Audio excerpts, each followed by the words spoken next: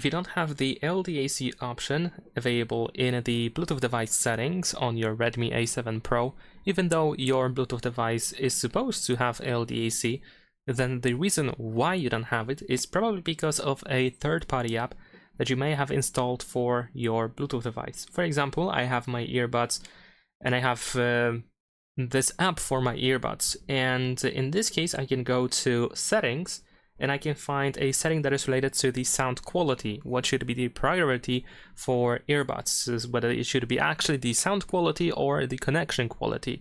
So if you have a similar setting that has an impact on the quality of the audio, then in that case you want to make sure that the sound is actually the priority instead of the connection. So if I choose prioritize sound quality over here, then I should be able to go back to settings over here, and let's go back and re-enter Bluetooth device settings on my phone, and there we go. Now I do have LDAC option. So that's pretty much it. Leave a like and subscribe.